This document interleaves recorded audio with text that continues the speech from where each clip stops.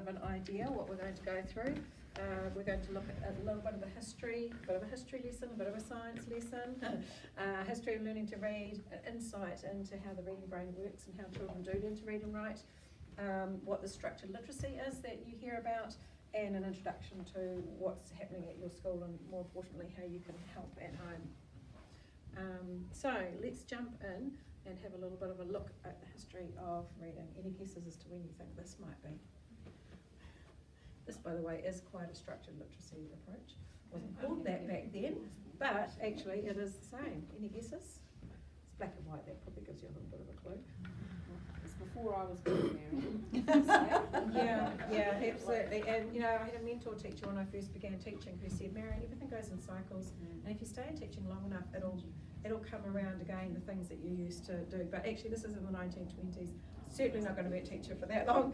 That's 100 years it's taken to come back around. But back then it was a theory of how we learned to read and write. And a lot of our approaches that we've had over the years have all been based on theories, because they didn't actually have the proof in terms of brain scans like we do now that shows actually how the brain learns to read. So back in the 1920s, reading was taught in a very systematic way, and the whole focus of spelling was learning the sounds. It was called phonics, but actually back then it had a lot more than the traditional phonics approach. They learned everything, including a little bit of Latin and stuff in there as well to understand base words and root words. 1940s, around about, the whole language movement was born.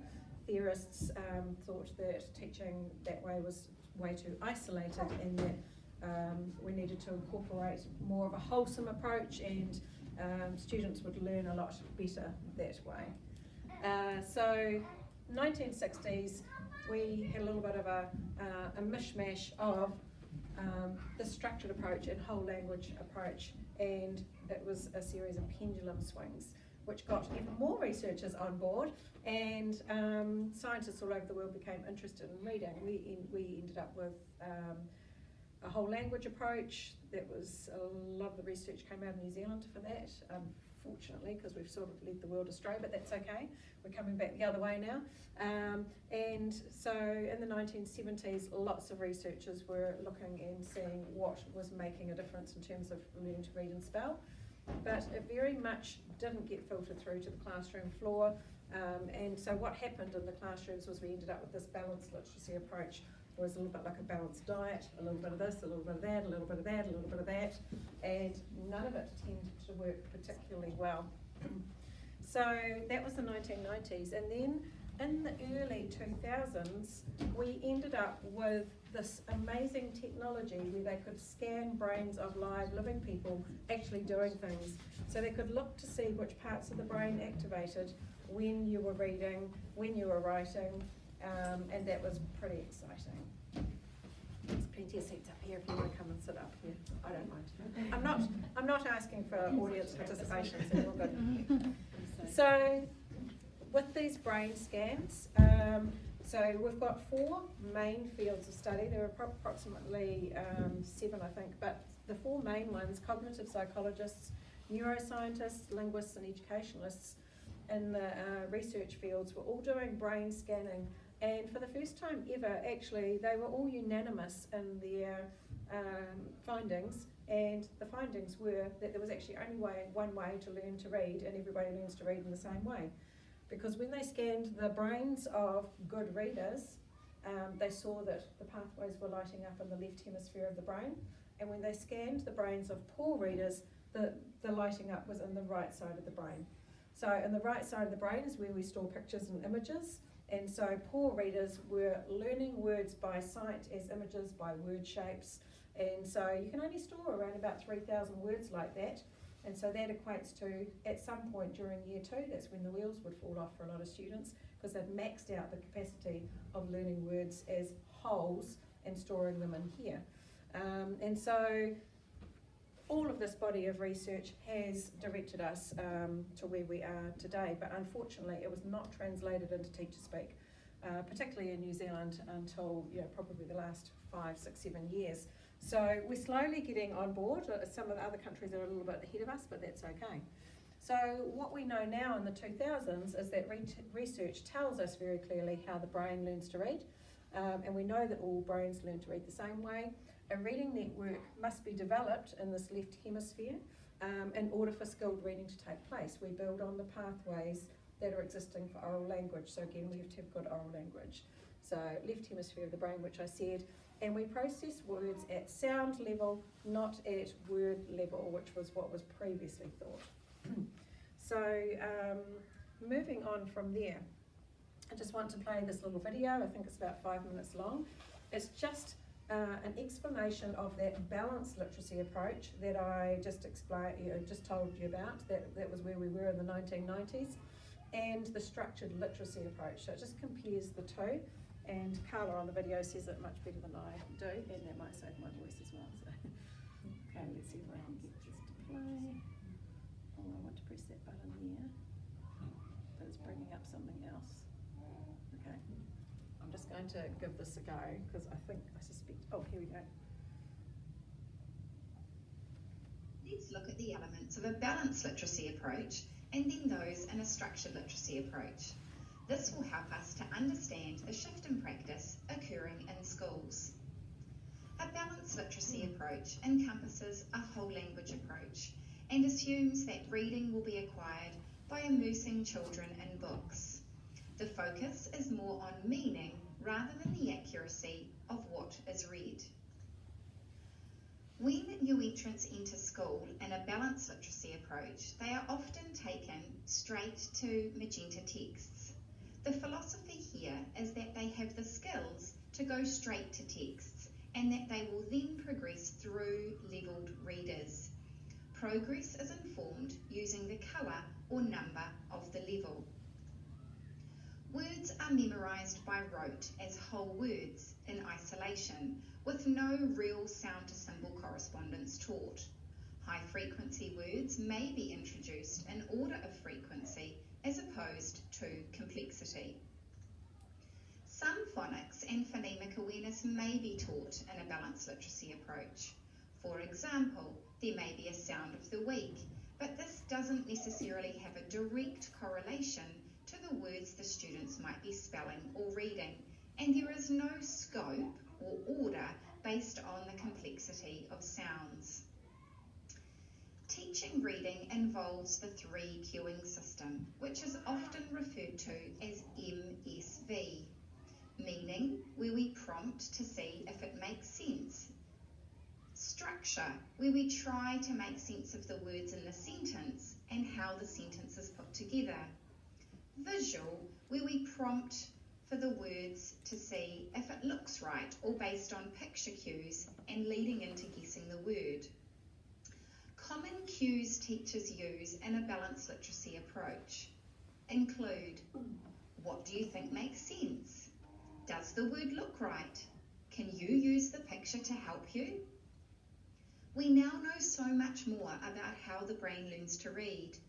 The elements and implementation of a balanced literacy approach does not completely correlate to how the brain learns to read, and it doesn't support literacy development for our students with neurodiversity, including dyslexia. Structured literacy encompasses a science and evidence-based approach to reading by teaching the structure of language through diagnostic, explicit, systematic, and sequential instruction. On school entry to a structured literacy approach, new entrants are assessed on early foundation skills that research has indicated are the predictors of reading success. We then use these factors to inform our progress moving forward. We use data gathered on students' foundational skills to inform teaching. This teaching is systematic and cumulative through the use of a scope and sequence. The scope is the content, and the sequence provides the order that that content should be taught in, from simple to complex. Students are strategically taken to reading fluency. They are afforded the opportunity to orthographically map or bank in their long-term memory sounds, words, and word parts. teachers use a multisensory approach and have students read and write and read back words. This greatly assists the process of orthographic mapping and increases the likelihood and number of words that will become sight words. Having an increased bank of sight words enables these words to pop on and pop off the page in reading and writing. This enables students to have more brain energy to focus on comprehension when reading. With foundation skills intact, students are then successfully transitioned to authentic texts. The elements and implementation of a structured literacy approach align with how the brain learns to read and support and enhance the literacy development for our neurodiverse and dyslexic students. Great, I told you she could say it way better than me. All right, so that's just a little comparison between balanced literacy, which is what the school had been using up until 3 years ago, compared to what they are using now. So let's just unpack that a little and pop into the reading brain, a little bit of the science. So this is the left hemisphere of the brain, and this is where we know that reading takes place. And we build on existing oral language pathways. So when we are becoming a reader, the first thing that we need to know or need to understand are the sounds in our English language, and that all sits up in this Broca's or phonological awareness area. And so that is literally in here in the brain, around about there somewhere. So when I say the sounds of our English language, I'm talking about being able to discriminate between sounds, because we've got some sounds in the English language that sound very similar. Some we put voice to and some we don't. So for example, p and b, same mouth shape basically, but one we put voice to and the other is what I'd call a wind sound. So we've got lots of those sounds that are very similar, and some students have difficulty differentiating between them. So being able to differentiate or discriminate between the sounds is a key foundation part of the English language. Being able to hear sounds and in particular isolate or identify sounds at the beginnings of words and at the ends of words is really important.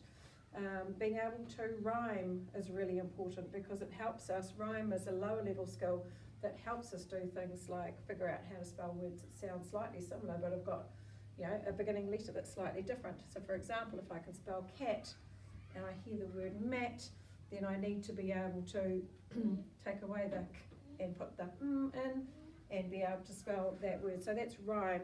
All of these things are done away from print. We don't have any letters or anything. It's just all oral language. Being able to hear syllables, the beats in words, being able to isolate the sounds in a word like cat, k, at are the sounds that make up that word. So if and when this is secure, and sometimes it's not, and we just have to build it in tandem, along with what we need to learn about the letters and their sounds. So we build this, strengthen this area, and we add on or create pathways, because these pathways don't exist in the brain before they come to school. Because actually learning to read is like rocket science. The brain wasn't made for reading, it's a modern invention. And so we begin to teach first of all the letters, so the actual visual symbols like a C and a B and what they are, and we match the sound that goes on. So for example, in the word cat, and I didn't grab a whiteboard marker, but I could see one up here. In the word cat, we know that there is a C, an A and a T, and we know that that letter there says k, and this one says a, and this one says t. Okay, so we actually learn to match the sound to the symbol. Thank you so much. And when we have learned to match the sound to the symbol, we also need to match the symbol to the sound. So we actually have to be able to do it both ways.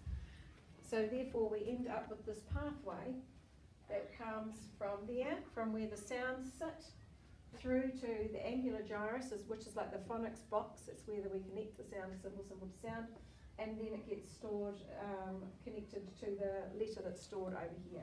Interestingly, this part of the brain is actually stored at birth for recognising faces. That's where faces are stored, but when we learn to read and write, that takes over and the facial recognition flips to the other side of the brain. The brain's quite clever, really. I don't know quite how it all does that, but so this becomes like a letterbox. That's what the experts call it as well, the letterbox, and it's used for storing letters, letter strings, rhyme units, words, syllables, parts of words, whole words, and they're stored there for instant retrieval, so that you can actually see a letter or a word or a letter string or a syllable and just straight away know what it is. So we have to develop all those pathways. We have to help our students build those pathways when they come to school. You've probably got a whole new appreciation for those new entrant teachers right now, right? And then the last thing is we can't store words in that letterbox in the visual word form area unless comprehension is attached. So we can't just store the word cat in there without knowing what a cat is. And this is an existing part of the brain, the Wernicke's area. That's where the meaning, we process meaning for words. So there's quite a big network there, and it takes a long time to build. In fact, it doesn't just take the first year at school to build. The amount of learning that needs to take place in there is like 8 years of learning. If you were an adult and you went to university to learn English for the first time and you were a foreign speaking adult, you would need to do 2.5 to 3 years of full-time study to learn the English language. And traditionally we've expected our poor babies to learn it in the first year or two at school and then send them off independently on their way. So quite a bit of learning has been discovered by these scientists that have figured out what actually happens in the brain. And of course all of this happens in a nanosecond. It doesn't happen just like that. I think in a minute there's going to be a word that comes up on the screen. If it does, don't read it. Don't even read it in your heads, okay? Just got to look at it. I think it's the next slide, unless I've accidentally messed them up. Oh no, it might be the one after this. So we know children learn to read by looking at the word or letters in front of them. They then have to be able to read from left to right. They have to be able to figure out the word, like the word will either pop into their brain or figure it out by what we call decoding, so that means sounding out the word, reading through the sounds. And to decode it, we have to be able to actually recall the sound that matches the symbol. So if I've got the word, this word here, I've got to be able to look at that first letter and go, oh, that's j. And I've got to look at the next letter and go, that's ah. And then the next one, and the next one's p. So I'm recalling the sounds that match the letters, and then I have to blend those sounds together, the j, p, and make it jump. So that's the process that we go through. Once we have done that, we then attach meaning. Okay, I know what jump means, so that word can be stored. And this is what helps us make meaning as we go when we're reading. For multisyllabic words, so words with 2 syllables, like reading, we have to know how to break the words up so we can read them. We have to know that there's a vowel sound in every syllable. And that does get quite complicated when we're reading, but we very quickly learn how to do that. So our memory ability can impact how many sounds we can hold, and our vocab impacts meaning and our ability to correct a word if we have decoded it incorrectly. So what I'm saying there is, there are actually lots of things that can affect this process. It might sound simple or not, but it can be quite complicated. I think now the word will potentially come up on the screen. Remember, if it does, I could be wrong, but if it does, don't read it. Oh. Where's my cursor gone? Don't read it, just look at it, but you're not allowed to read it. Got to look at it though, because if you're not looking, that's cheating. Okay, so I do this with children sometimes and they giggle and go, oh, but I couldn't help read it. A word like this pops into your head straight away. That is a word that's orthographically mapped. It's sitting in that letterbox in the brain. You can't suppress it. The only way it'll disappear is if you have some sort of brain injury. It's there, stored there. I can guarantee that when you read that, you paid attention and read through every sound in that word. You might think, oh no, I just knew it just like that. Well, you did, but if we slowed down your brain imaging while you did that, it would show that you still attach sound to symbol for each one of those. How do I know? Because I bet you read that as run and not ran. Okay, so if you weren't paying attention and checking the sounds in your brain for every symbol, then potentially you could have read that as ran. So if a student read that as ran, we would know that they're not really engaging the reading network in the brain, they're just looking at a word and having a whole word guess at that. Let's have a look. Oh, before we move on, so what do we need to know in order to be able to read this? We need to know that R makes a R sound, and U makes an sound, and N makes a sound. Okay, and at that point we're going like this. It's that network in the brain, it's very quickly flicking backwards and forwards and doing all of that in a fifth of a nanosecond, and I don't know what a nanosecond is, but I know it's really fast. That's how quickly it happens. So this was fairly simple, and that just popped into your head. If I put this next word up on the screen for you, that probably didn't pop into your head like the first one did. And so for some of the staff that are here, they've probably seen that one before, and they would have had a little bit of a clue because we've looked at it before. But what do we need to know? What do we need to know to be able to read that word? You're welcome to participate if you like and tell me. Obviously we need to know the sounds of letters. What other knowledge do we need to know in order to read that word? They're all too shy. Grouping of letters?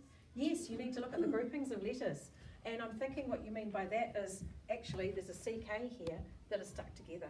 And the reason why there's a CK is because there is a short vowel sound. And after a short vowel sound, if we've got a K sound, we use what's called the longer spelling. And actually we've got here what's called a diphthong. Diphthongs are where we've got two letters that come together. Usually one of them is a vowel, and it makes a sound that's not like a vowel. And then you also might see here that we've got like an E, and then over here there's a vowel, so that could actually be connected. And that brings to mind something else that we need to know about words when we're reading, and that is syllables. Yeah. So actually how we do it, when we break it up, we're breaking it into syllables. This one is not so easy, because there are actually 7 different ways that I've figured out that you can read this. And it's a nonsense word, so don't worry. It's not real. But what we could do is we could actually read that we've got the S and the L, obviously. But this could actually be A, or it could be A.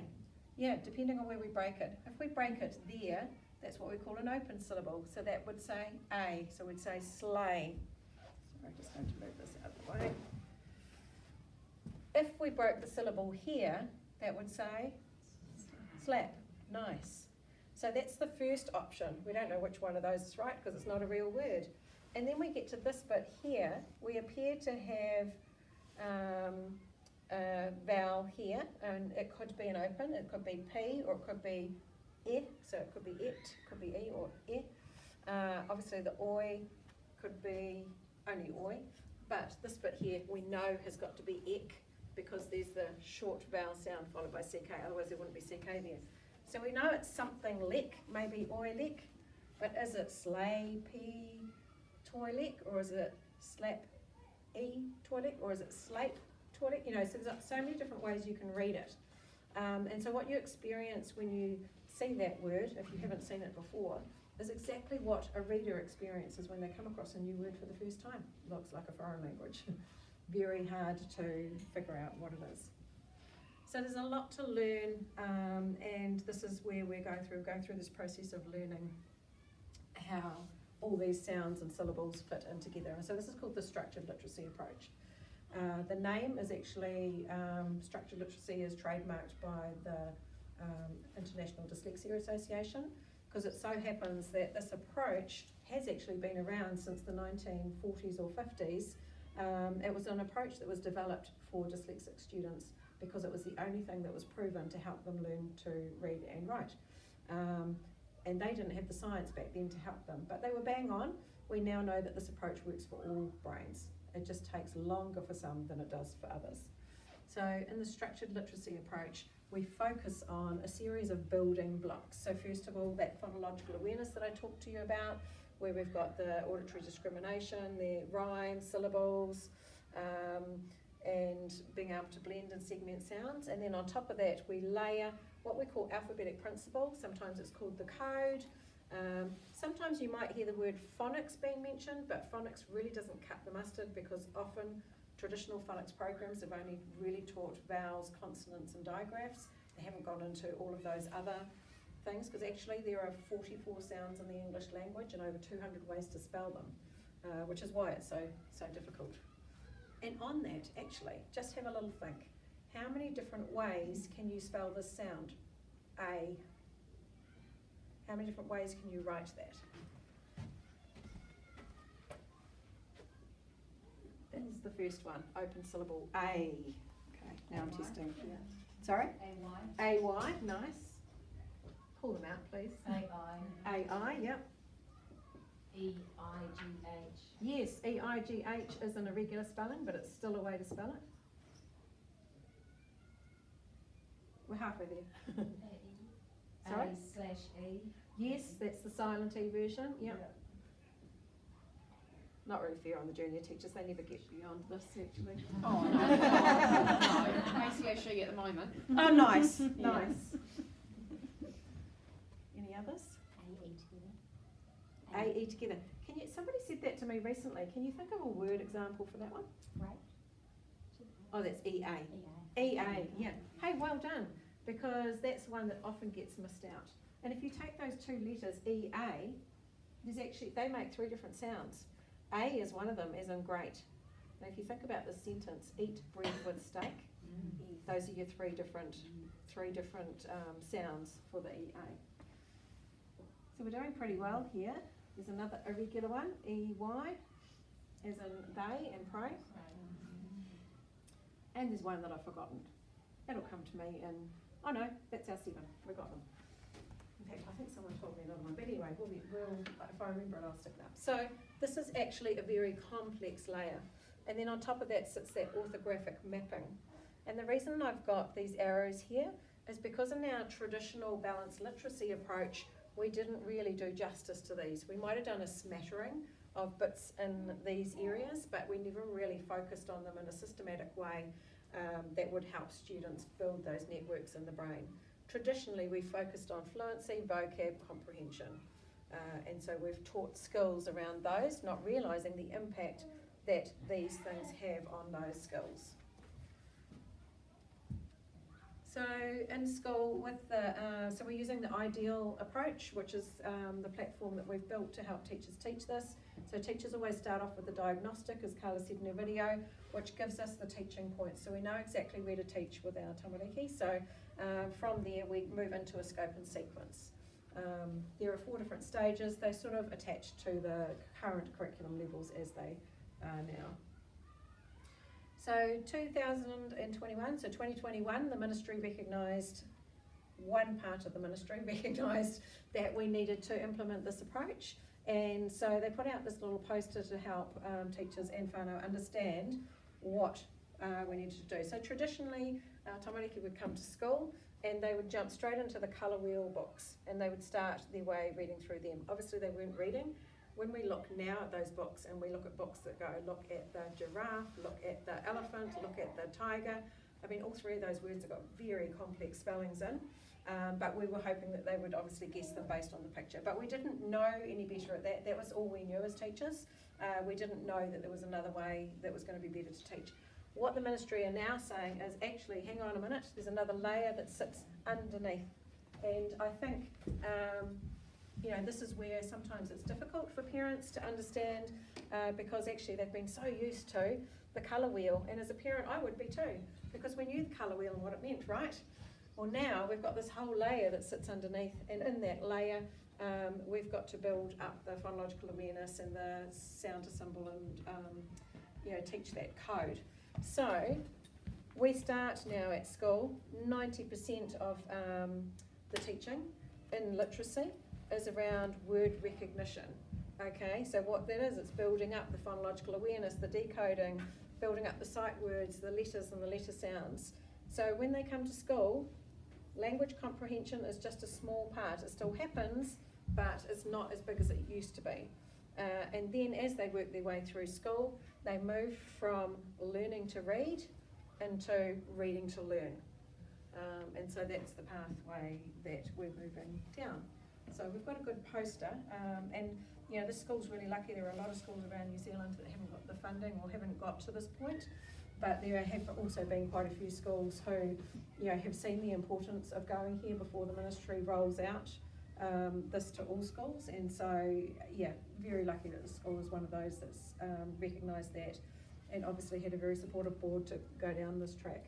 Just one more thing about this, which doesn't show here. This poster was put out with the books that the ministry put out, and the books are called Decodable. It means that they follow a sequence where we're teaching sounds in a systematic order, and unfortunately I didn't put any images of those there, but it was intended that they use those before they jump into leveled texts. Obviously not into those magenta level 1, 2, 3, 4. In fact, we find that students go through here and go into green or orange text, so it's they're not starting from the beginning, obviously. So we're using this ideal approach at your school, and so what you will see in the classroom is that teachers are teaching spelling. We now know that it's not caught, and direct explicit teaching of spelling is happening, and it follows the principles of reading. And so when I say direct explicit, it's not an inquiry, it's not based around play. We actually know that we just need to tell students that this is the letter B and the sound is B, okay? So that's happening. Alongside that, teaching of letter formation, teaching of spelling rules. So learning the code is made up of learning letter sounds, but also rules. There's both. And teaching of syllable types, because there are 7 different syllable types. Whoever knew that? I didn't, certainly, before I learned this. And they're using a variety of decodable readers to build fluency. One thing I haven't put in there is that they're not sending home readers on day 1 of school anymore, because we know there's a little bit of work that needs to go in to learning that first lot of sounds before that can go home. Teachers are extending vocab, and teachers are learners, have been learners and are still learners, because there's so much to learn here. It really has flipped teaching on its head for a lot of us. So this is what your students will see when they come to do a spelling lesson in class. They will see the vowel sounds. We know that these are really important. We also know that we've done a really good job in New Zealand schools of teaching our Māori vowel sounds, but we haven't done the same justice to our English vowel sounds. So typically when I first start with a school, and often when I start with parents, I'm not going to put you on the spot, don't worry, but I actually did do a big parent meeting with about 60 parents not long ago, and they all went e, or o when I asked them to read the short vowel sounds. So what we teach the students is that vowels are important, because there is at least one vowel in every word, and there's a vowel in every syllable. And we teach them that vowels have got 2 sounds. They've got a long sound and a short sound. The long sound is the letter name, and the short sounds are represented by the pictures. So can everyone say apple for me? The first sound in apple is? Good. Oh. No, sorry, this is right, it's an English accent there. Accents are interesting, sorry. And so we teach students, you know, obviously they're going to go through and do the long vowel sounds, so A, E, I, O, U, and recently I've been suggesting to teachers that they do the short vowel sounds going back that way, so we break that ingrained pathway of the Māori vowel sounds. So if we go back this way, and you can help me with these, this sound is good, good, good, good, and for apple. Nice. So it's taken a long time to learn, or relearn these, should I say, and we've actually been having students write them down, because we know when we write something, it helps make that pathway. So we have to read it and write it and then read it again. We've also been, done that, short vowel sounds, but we've been learning that if there's a short vowel sound, it's because it's followed by a consonant. The consonant traps it. So we're teaching them when short vowel sounds occur in words and when long vowel sounds occur in words. So if a vowel is at the end of a word or at the end of a syllable, it says it's long sound. Here's an example. In the word men, you can see that the E is trapped or followed by a consonant. That consonant stops us from saying E. Instead, we say the short sound, which is E. But in this word here, obviously the E has got nothing following it, so we say E. So that's how we get the difference between the 2 vowel sounds. So when, and that's when, this helps students understand when to use which sounds. So we've got men and me. We also teach that words are made up of parts that we call syllables. So for example, in the word hippopotamus, you can take the syllables with me, we've got hippopotamus. We've got lots of syllables. If we can teach that words are made up of syllables, and we tap syllables like this rather than like this, only because we want it to be a transferable skill that they use in their writing. Because if you're wanting to write the word hippopotamus in a story, you actually will want to break it into smaller parts, because it's easier to go hip, write those 3 letters, O, yeah, I can do that, pot, yeah, so it's a lot easier to do that, and that's why we do it like this, because if you've got to clap, you've got to put your pencil down or your pen down and then clap and then pick it up. It's not very usable, so we tap syllables like this. So if we have a look at the syllables in the word hippopotamus, can you see we've got a short vowel sound there because it's trapped by the P. This one, the O, is making the long sound because there's nothing trapping it. This one is the short sound trapped by a T. This one actually should be a different colour because we're saying there instead of A. It's what we call a schwa sound, but we're not getting into that tonight. And then obviously that one's a short sound because it's trapped by the S. So there we've got open and closed syllables, but as I said, there are 7 syllable types. So we've got open and closed, we've got the silent E, where the E on the end makes the closest vowel, say its longest sound. We've got the consonant LE, as in the word crumble, where you've got a consonant and then an LE on the end. You've got long vowel sounds like the AI and the AY, so it's where 2 letters, it's like a vowel team that makes one sound. R controlled sounds like AR, ER, IR, UR, OR, and then you've got the EER, the ERE, AIR. Can you see where the 200 ways of writing these comes from? It's quite complicated. And then diphthongs, which we talked about earlier. We've also got a lot of irregular words in the English language, but interestingly enough, we might think that our English language is really irregular. I think something like 94% of our English language can be explained and is regular. It's not a huge amount that's irregular. Most of the time it's just 1 sound or 2, but in a country like ours, we do have a lot of Kiwi English. We have changed the pronunciation of some sounds, so we do tend to have a few more irregularities.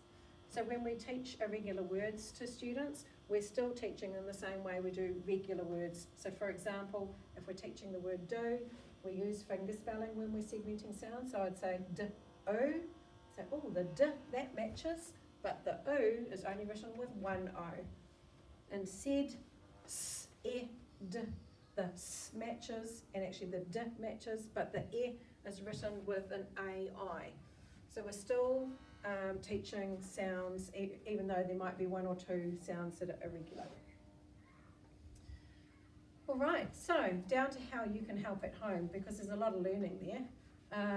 You will notice that these sorts of things might come home. You might get sound cards sent home on a ring. They are for learning the sounds and practicing the sounds. So letter names are important, but sounds are also important. There is a really good video put out by a New Zealand speech language therapist called The Sounds of New Zealand English, by a speech language therapist called Emma Nana. So that's a really good place to go to if you're not sure of the sounds yourself. And you will get other little activities to do with sounds coming home in the home learning folder or home learning book or the spelling notebook. So it's really important that students know these sounds automatically, because we know now that to be a successful reader, we need to know these things reasonably quickly. We need to be able to see it and know it straight away without having to think too much about it. So if we can build up fluency with sounds first, that will impact reading fluency down the track. So what we actually do is we teach sounds, words, sentences, and then we go into the text, which is why you will see some of these things come home in the junior school. And then we teach words, so we're teaching in a systematic order. So you might see a little spelling list that comes home, it's a whānau list, or you could see a roll and read come home, or it could be a roll and read from a text. What we're wanting with these is to have a little bit of fun, play some games with your child, particularly the roll and read or 4 in a row. You can grab a dice and some counters and play a little game with that. This whānau list is for students to practice reading and spelling words that have got the same spelling focus. So this one's from Blake the Snake, it's obviously silent E words, and there's always a little explanation at the top as to what the rule is or what they're focusing on. So yeah, so have a practice with those. So we've got sounds, we've got words. I haven't popped in a slide for irregular words, but I can tell you if your child is having trouble with an irregular word, a really good game to play is tic-tac-toe. So for example, if I'm having trouble remembering how to spell the word R, you can have a game with them. You pick a word, they've got a word. I've seen teachers playing this in class where children buddy up. Let's say my word was R and your word was said. So instead of putting a nought or a cross, I'm going to put my word R, and you're going to put your word said, and then I'm going to put my word in R, and I'm going to say it as I go. They're going to put, you're going to put said. So you can see that it's a fun way to have practice with a word that might be causing them difficulty. Because actually they're going to end up writing it lots of times without realising they're doing it.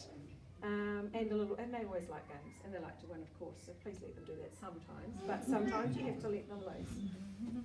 So that's words that you can practice with.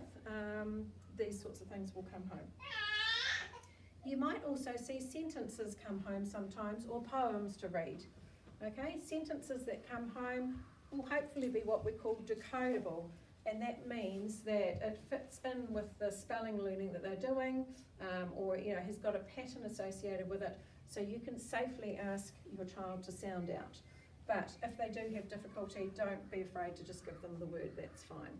So you can see here that we've got a lot of silent E words in this one, so it's practicing reading sentences without the cognitive load of a huge book or a whole book to read, and it's just practice reading. You can also use them for writing. Kids love dictation and love to have the challenge to write it down as well, so that's a really good idea. Poems, some of the poems that you have that will come home might not necessarily be decodable. Your student may not be able to read it on their own. You may have to support them, and that's perfectly fine. Like I said, just gift them or give them the word. No stress, we want to make reading fun for them. And then you'll get books that come home. So typically with these decodable books that we have, they will have a sound focus. At the beginning of the week, the teacher may send home the roll and read, that's all the words in the book to practice at the beginning of the week. And I know talking to the teachers, they see a huge difference with those students who do get the opportunity to practice reading those words, because what it means, and if I flick back to here, it looks a little bit like that, but it's words from the book. What it means is they're learning to read these words from the book fluently, so that when it comes to read the actual book, they know those words individually, so they're reading a lot more quickly, and hopefully that means that their comprehension is at a much higher level than what it would be if they didn't. Sounding out words sometimes, so we can see that's upside down, but this is an early reader. Sometimes the reading might sound like this: o, po, z, is, o, up, o, on, it. That's the way we start. So don't panic too much if that's what the reading is sounding like. What that means is that none of the words pop. None of the words are stored in this part of the brain for the child. That's why that word reading is so important. And I know for some parents I've talked to, they're like, oh, well, can't you just send home the book at the beginning of the week? We can't. It's so important that we send home those words to become fluent with, because if we send home a book before they've learnt the words, we're going to push them into guessing, which is what our whole language approach did incredibly well, unfortunately. So so just be aware if you get a book come home that particularly in the junior school, that it is a focus. Also, please be aware there are about 4 or 5 different publishers of books, and some of them have a lot more text on the page than others. It doesn't mean they're harder, or if it's got less text, it doesn't mean it's easier. It just means that that book has got a particular sound focus that they're focusing on. And if it's got less words, then that's great for you. less to chew through. You can never read a book too many times, so don't worry if they have the same book 4, 5, 6, 7, 8 days in a row. It doesn't matter. It's all really good practice, because for a neurotypical child, it will take between 1 and 5 exposures for them to map a particular word, like run, for them to store it in their brain. But if they have got any literacy learning difficulties, or if they're dyslexic, or any other issues going on, it could take up to 300 exposures to learn a particular word. So just bear that in mind. Don't panic if they're not As long as they've got a way to sound out the word and blend the sounds together, like po, then they're all good. They'll continue to make progress. So I just wanted to highlight the different types of text. So we've got decodables, which we talked about here, and then we've got our traditional sort of leveled readers. And so in decodable books, we're really focusing on sounding out words, and they can be read by children. You may get some authentic books, textbooks that come home, and I'd encourage you to read those, because reading too is still a really good thing to do to your student. That's how they build their oral language. So how you can help at home: build vocab and language comprehension. Read to your child every day, talk to them lots, and listening to audiobooks, particularly if you've got an older student who is struggling with that literacy acquisition. Audiobooks are fantastic for that. Develop decoding strategies, so encourage them to pay attention to all the sounds. If you hear your child guess a word, this is my favourite thing to say is, oh, remember, good readers don't guess. They read every sound in a word, so that's a really good thing. Reading sounds in isolation, words in isolation, and as well as books, reading and writing them, and writing and reading. And create a love of reading. So model this, read the nursery rhymes, poems, magazines. All of those things are still good things for parents to do. And building a bank of sight words. What we mean by this is practice reading those words over and over until they get into this part of the brain where they just pop, and we can't help it. So help me to be word rich, it says. So lots of very good vocab. I think that is my last slide. So we have a good amount of time for some questions. If you would like to ask some questions about anything I did there, go for it. Teachers included. So if they can't, if they can't attach meaning, Yes. just thinking of our English language learners, Mm. if they can't attach meaning, does Yes. it just not stay in? It doesn't stick. That's a really good question. You're right. If they can't attach meaning, it takes a lot longer for it to stick until they understand the meaning. And a really good example of this is when I went through high school, I learned French for about 5 or 6 years. I can still see French words and know exactly what they are and hear them. I can't speak it fluent anymore because I don't practice it. 10 years ago, I went to night classes and I learnt Māori for a whole year. And the method that they taught when I was learning it back then was teaching phrases. And so I learnt things like kei te pihi koe, which I can rap it off just like that, which means how are you? I can say kei te pai, which means I am good. And I've learnt lots of phrases like that, but I could not tell you the individual meanings of those words. So I've not actually mapped those words, I've mapped these phrases that I know what they mean. But because there's no meaning attached to the words, those words aren't there. And because of that, I lost a lot of what I learnt over that time. Does that make sense? Mm. Yeah. So yeah, really important that we know what those words mean. Yeah. Reading chapter books at night time, Yes. and say they want to read some of it, and we know that they're going to struggle, like it's not the words that they bring home. Yes. Do you encourage that, or Yeah, perfect. Yeah. Yeah, just jump in and help them. Yeah. Yeah, that's perfectly fine. So just when they start to guess the words, just pull them up and get them to. Yeah, break it up, or just say to them, oh, that's a word you haven't learned yet at school, it is whatever, yeah. No, that's perfectly fine. I think the more we can read to and read with is, really important. It's exposing them to all of that rich language. Yeah, good question.